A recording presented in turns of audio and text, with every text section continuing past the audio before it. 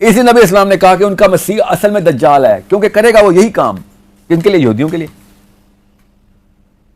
अब आपको एक अंदर की बात बताऊं जो आपको कहीं नहीं मिलेगी लिटरेचर में, स्पेशली कन्वेंशनल लिटरेचर में, ये यहूदी लिटरेचर में मिलेगी आपको।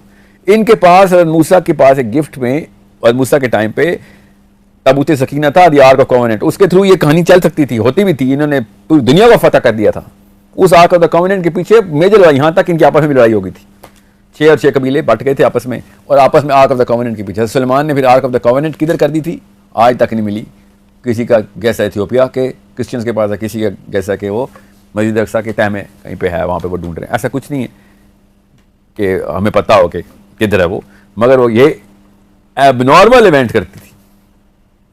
वो टेक्नोलॉजी थी इनके पास। यहाँ तक लिखते हैं ये खुद कि ताबूत के अंदर से लाइट निकलती थी और आर्मी को एक आर्क बना के आर्मी के ऊपर जाके आग बरसा देती थी। वो लाइट से वो जल जाते थे, इतनी हाई एनर्जी की बीम थी वो आर्क ऑफ द कॉवेनेंट।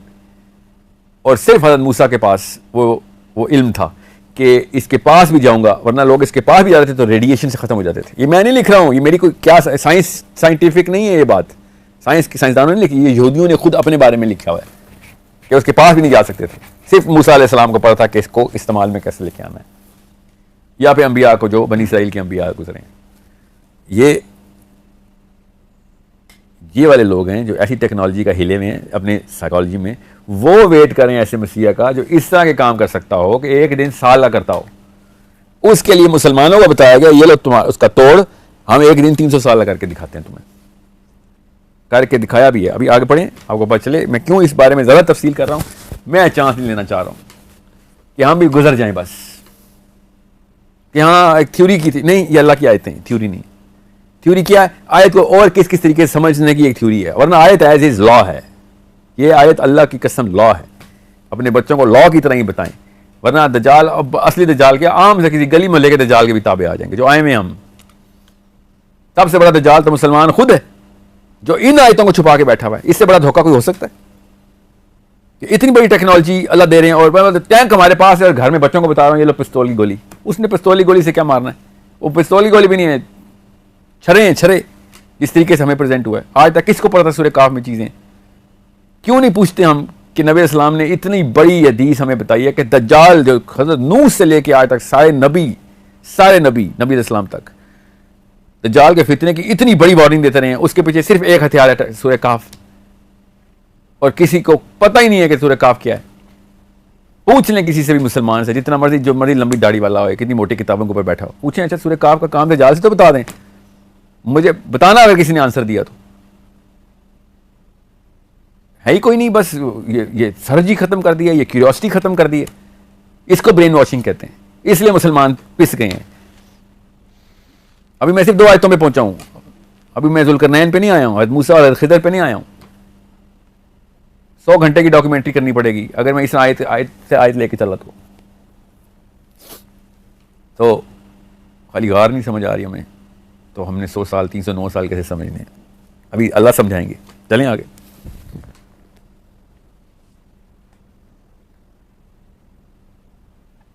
तुम इन्हें देखकर ये समझते कि वो जाग रहे हैं, हालांकि वो सोए हुए थे। यहाँ पे देखें, अब मैं क्या कहूँ, अल्लाह अकबर सुम्मा अल्लाह अकबर, कि एक से एक लेवल आगे अल्लाह ताला हमारा ज़हन का क्रॉस करवा रहे हैं। तुम इन्हें देख के समझते कि वो जाग रहे हैं। आपको कैसे पता चलता है कि कोई इंसान सोया हुआ है, जाग रहा है? क्या आपको लग रहा है मैं इस वक्त सो रहा हूँ? बड़ा पॉज किया आपने। कैसे कैसे क्या इंडिकेशन है? आज पढ़ें दोबारा, आपको बताता हूँ अल्लाह ताला क्या कह रहे थे।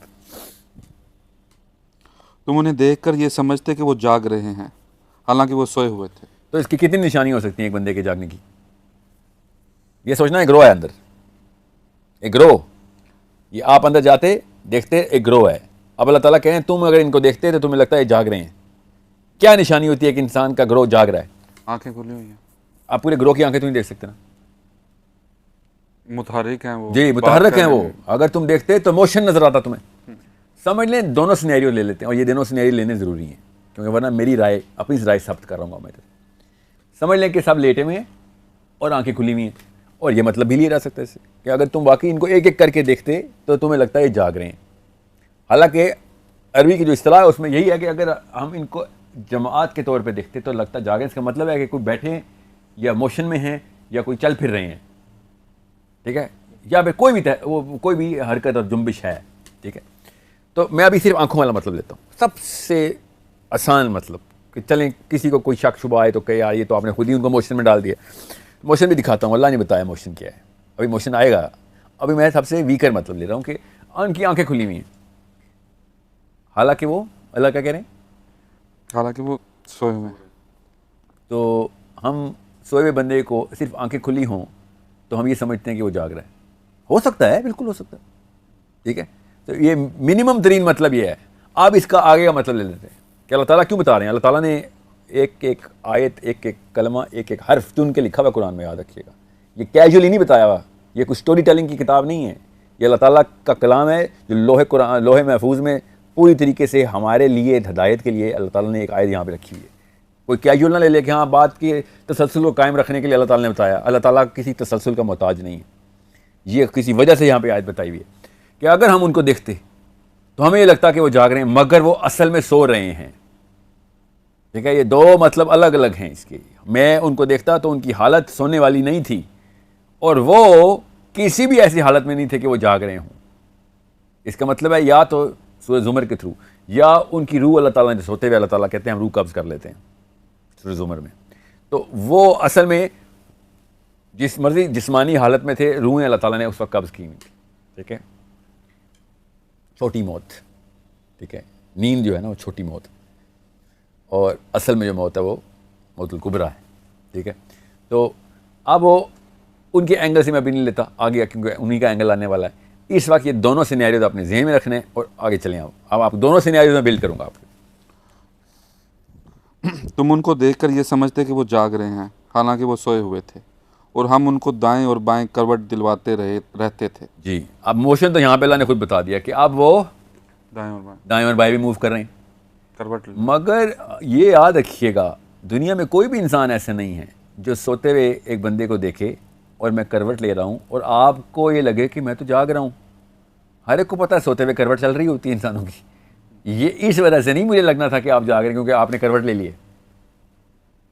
बस शर्ते के करवट में एक शर्त डाल दूं मैं कि वो कॉन्स्टेंटली एक खास करवट बार बार ले जा रहे हैं और इतने फ्रीक्वेंट मोशन में हैं कि सोते हुए इंसान ऐसे करवट नहीं लेता, ठीक है। हालांकि मेरे तो इस करवट के लफ्ज़ के ऊपर हज़ार और मतलब निकालने हैं, मगर समझ लिया आसान तरीन मतलब ये है कि करवट और फिर दोबारा समेटे जा रहा हूँ, फिर दोबारा जा रहा हूँ और फिर दोबारा इधर से उधर हो रहा हूँ।